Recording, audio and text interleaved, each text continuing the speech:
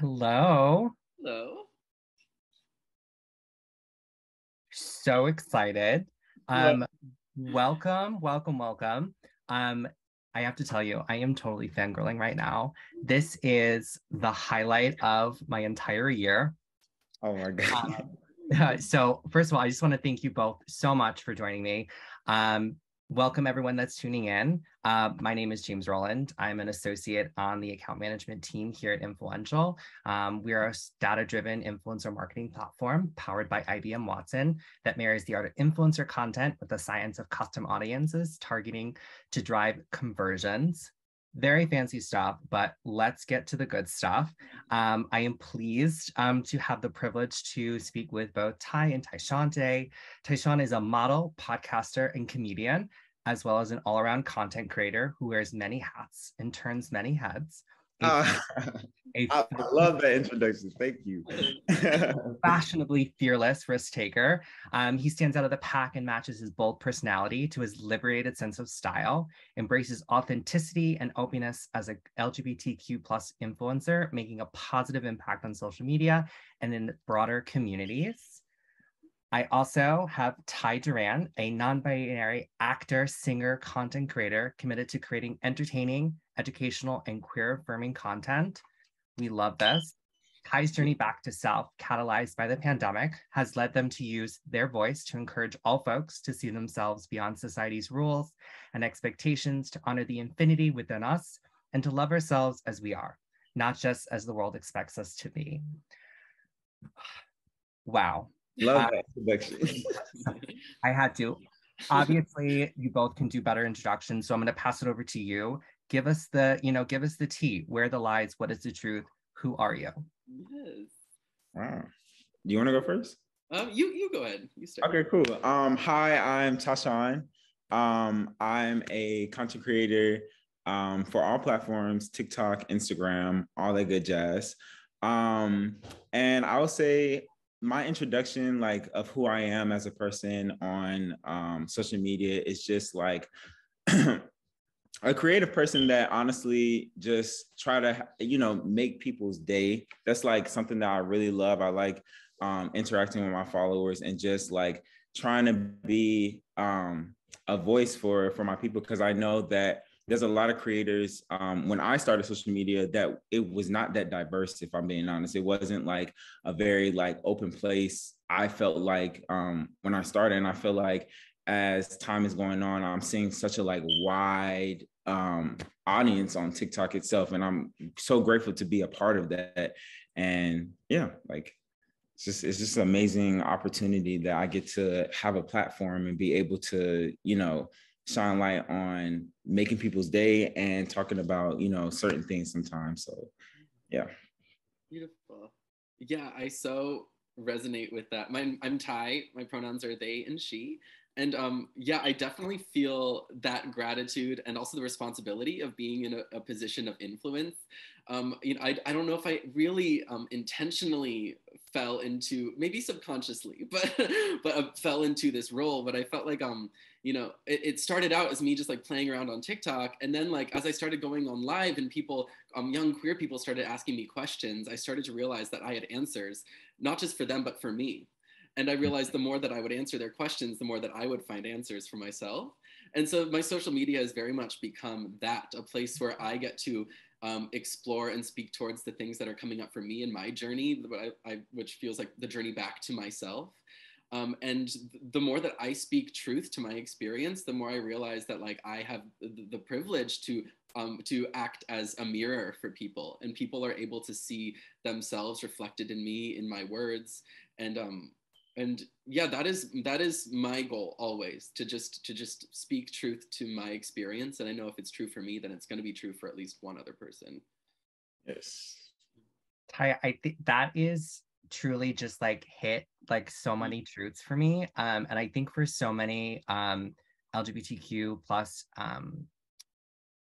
people, youth, and millennials and Gen Z specifically, like we grew up on social media and like we looked to content creators. I know for myself, definitely for inspiration, and the fact that to see someone that looks and acts and is similar to myself, like is so comforting. Right. So yeah, I like mean, the truth is, like, I believe we don't see parts of ourselves within us until we see them reflected back to us. So it's like social media gives us the opportunity to connect with people that we might not otherwise see in real life. And I think that's why so many more people are coming out, because they're now like, oh, like they're like, what's that in me? When now that I'm feeling this because I'm seeing it in this person, like, and that's what I always remember people whenever people say like, you're so inspirational to me, or like, you're so beautiful. I'm like, you realize that your experience of me is a reflection of you. Like, and I always remind myself of that too. If there's someone that I feel inspired by, it's like, that's because that lives in me too. So it's like, I always say like, I don't want to be put on a pedestal, because I'm like, I'm just speaking, like, it's resonating with you because it's true for you too. Like, we're here. Wow. that is, oh my God, we're already getting deep.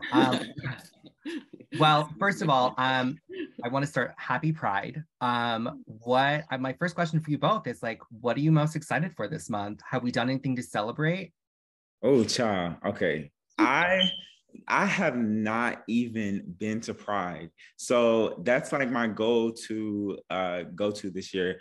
I came out when I was 19 years old. So I like at the time before I started doing social media and stuff like that, I was busy like working, going to school, all that type of stuff, doing nursing and stuff. So I really want to try to get out there and like really just see the beauty of Pride. Like I've never seen it, and I've heard all my friends talk about it all the time and stuff. And I really, really want to see it. I want to see the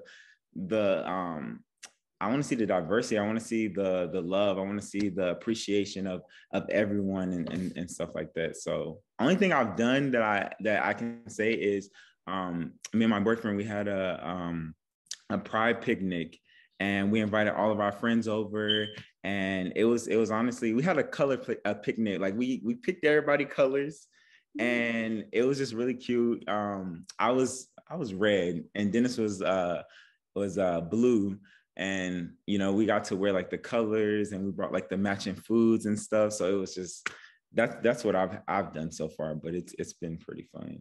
Yeah, that's beautiful. Yeah, I haven't really done much either. I mean, like definitely a lot of working. Like this month is definitely a lot, which I'm so grateful for. And there's definitely like really exciting partnerships that just like tickle me. And also like, but I think definitely like, yeah, it's like the connecting with community that really I am most excited about. It's like, you know, like whenever there are Pride events, you know, like, I mean, there are like, truthfully, there are like Pride events happening all year round. Like it's happening like every single day, if I'm being honest. Absolutely. It's happening every single day. Absolutely. But there is something about this month where like there's more of an intentional effort of making it like let's hang out with the intention of like of being proud and like honoring our history and stuff. And I feel like it gives people like a little more like of permission to take up a little more space than maybe they would in like in October. Well, no, then there's Halloween. No, it happens like. Yeah. I think it's really. I mean, community is everything to me. So I think that's what I'm most excited about. Absolutely beautiful. Which brings me to the next question. What does Pride mean to you? And, you know, I know obviously we're all busy this month with Pride, got to get that coin. Is how do you embody that in your work? Crazy. I was actually just talking to my mom about this when I went back home. Like, not to give like a long story or anything, but like my mom, when I came out, she was I dealt with a lot, like with all my family and stuff like that, but my mom took it like the hardest, and it was just we were rebuilding our relationship and stuff.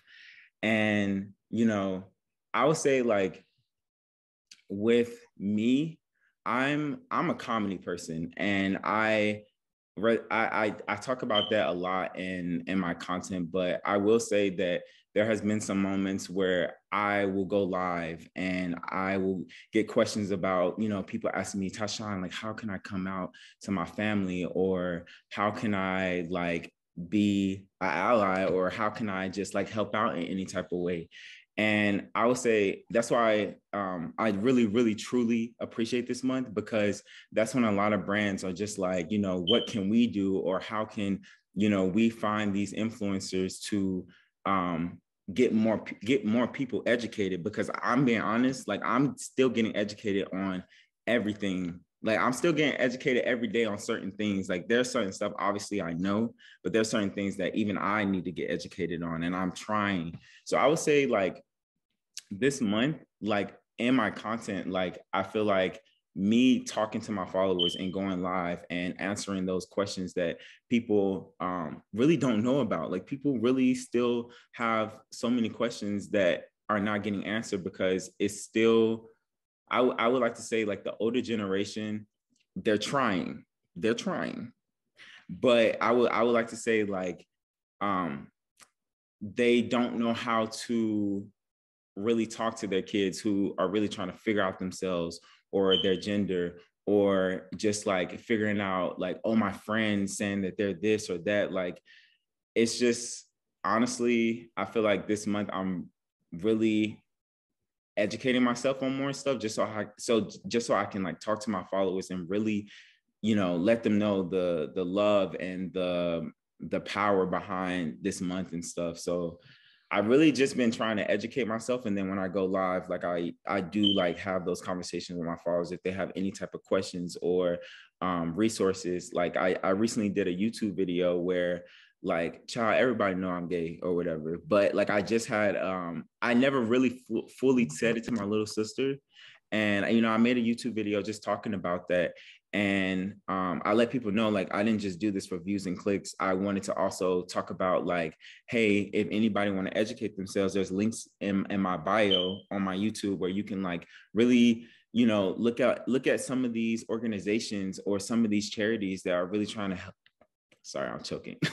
That's really like trying to help out and stuff like that. So honestly, for me, educating and, you know, talking to my followers about like certain things that, you know, they don't really know about. So totally. Yeah, all of that. Yes. I mean, I like, there are like the truth, I'm learning more and more that there are like really like infinite experiences within like the LGBTQIA plus community, like as many experiences as there are people within the community. And so it's like there's always going to be more. Also, like I believe humans are consistently evolving, and as we start to like get further into our truth, we're going to learn more about ourselves, and like language is going to keep evolving. So I think like I'm always trying to consistently stay curious and consistently educate myself, and then like try to move past that on. And also like I think, you know, like Pride is definitely an opportunity for us all to, you know, like use like our pride about being who we are as like an antidote to shame. And like because I think it's most queer people, you know, we are born into this world that has a false idea of like a human default, and anyone who falls outside of that default are made to feel shameful about the things that put them outside of that, like that false human default. And so I think like shamelessness is a really powerful antidote to shame. So we see like a lot of people just like causing scenes with their outfits and like their personality. But also I like try to remind myself and other people that like Pride was and is first and foremost like a riot, and that like really it is like honing in on our truth and stepping into our power and letting that shine a light on the structures and institutions and laws and within people and within like our the government, the world, society, that keep people from feeling free to be who they truly are. And you know, all of these structures are placed all upon us all, and in some way I believe they limit every single person, because I don't believe there's really one person that truly falls in line with this idea of like a human norm. So for me, it's like I let that inform my work by trying to just continue to speak truth to my experience, and also more and more try to push myself to call out things that I believe are keeping folks from feeling proud, you know. That's beautiful. Wow. Call them out. Yes. Call them out. Amen. I mean, I think that definitely speaks to, I mean, as much as we love Pride, not to being like the high gay and like the rainbow capitalism that's really happening right now. Because I think, and especially there's a debate among those in our community who are most privileged about the need, like, do we need pride still?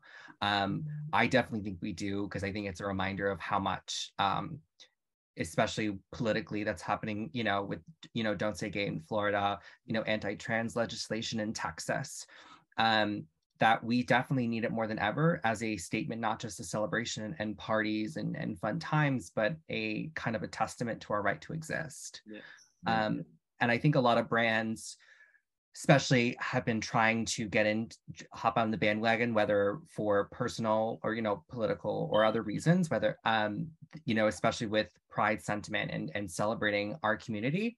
Yeah. So I guess my question for you both is, what are some ways that brands can better connect with our community, not just during Pride, but all year round? I always say, I feel like there should be, I feel like there should be more brands being more inclusive with picking like everyone in a way, like, if you understand what I'm saying, like all genders, because sometimes I feel like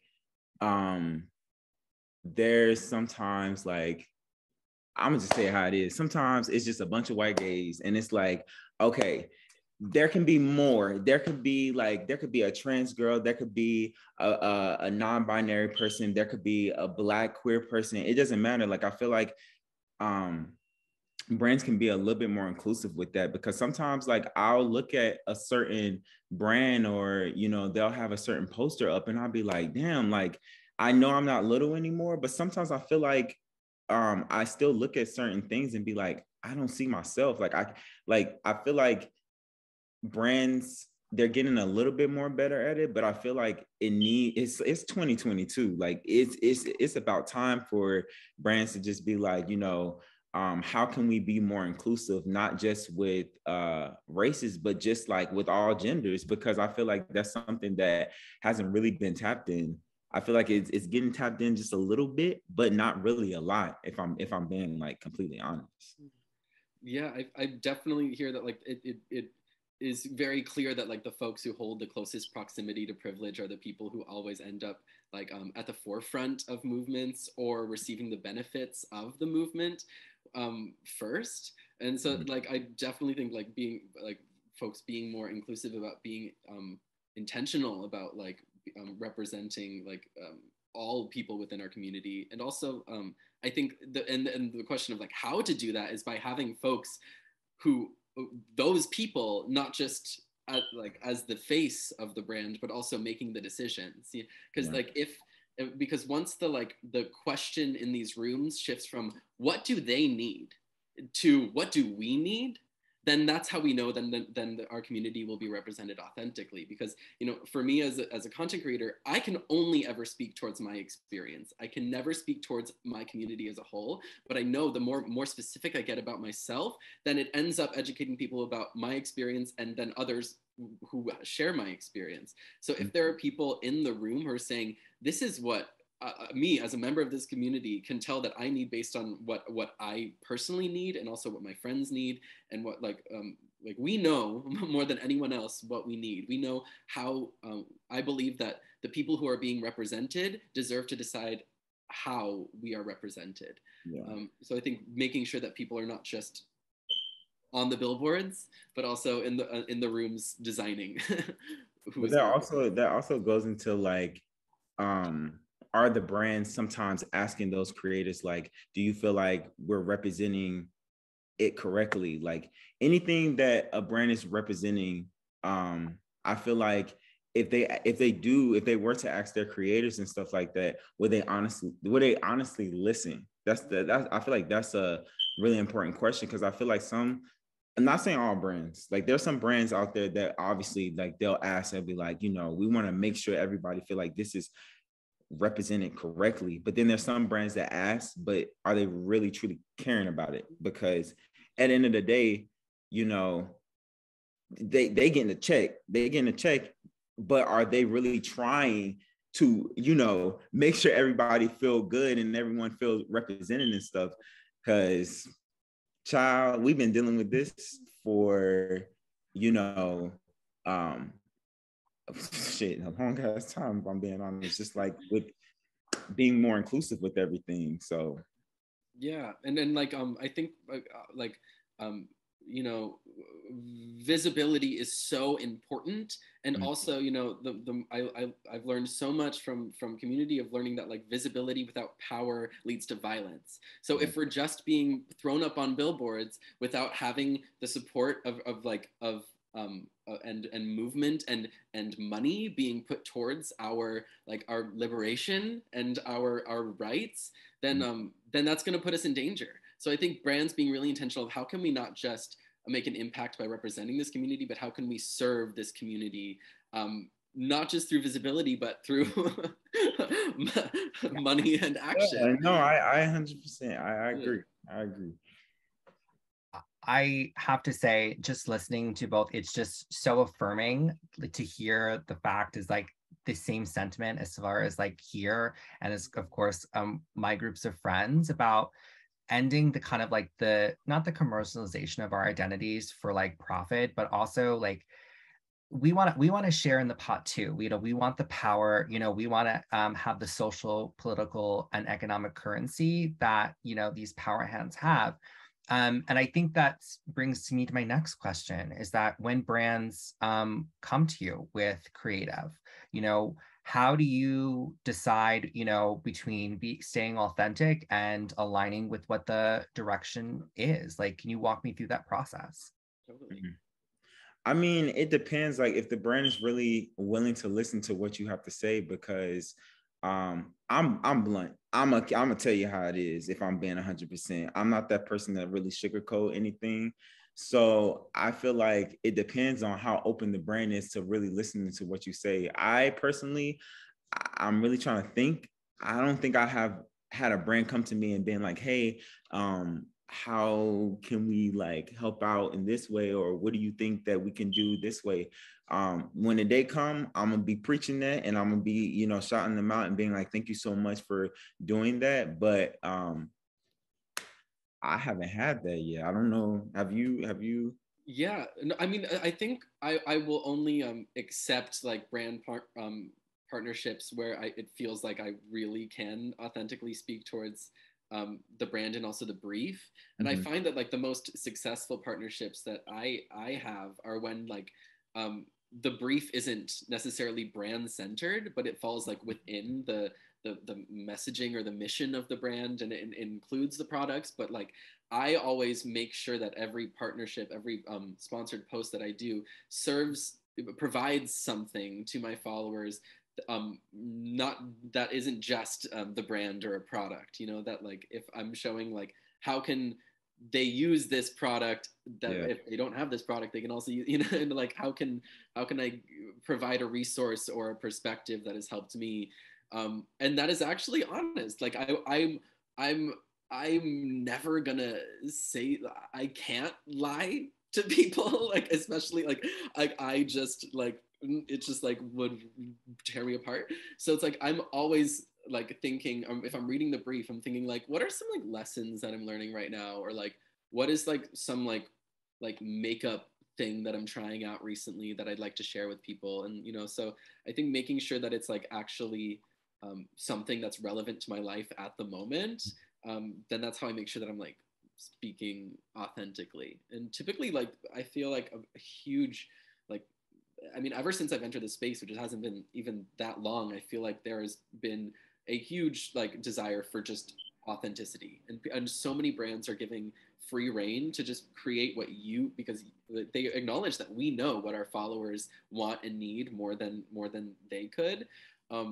And each following is very different. So it's like, you know, like even our followers, I'm sure might expect or want something different from us, you know, like, so it's like if we had shared a brief, it might not even, you know, we probably could go in different directions, but you know, so I think just making sure that I'm speaking honestly, you know, that's how I also feel like, because because I didn't say this when I was talking earlier, but I will say, like, I have worked with some organizations that have been very like, if you feel like you want to change anything, you know, go ahead and do that. Or, you know, how do you feel like, I feel like that if I'm working with like an organization, I feel like that's more like, I feel will educate my followers, educate me in a way, and actually be a resource to help out. Absolutely. So some organizations I have worked with are actually like, claps to them, I will say. Totally.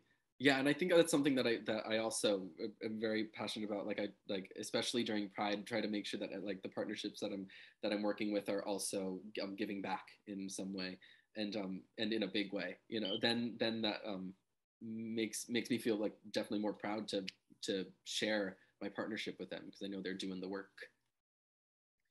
Absolutely. I think it goes down to like doing well by doing good, and making sure like that we give back to our community, as like we've had points of privilege to be able to have access to these, to have seats at these tables, is huge.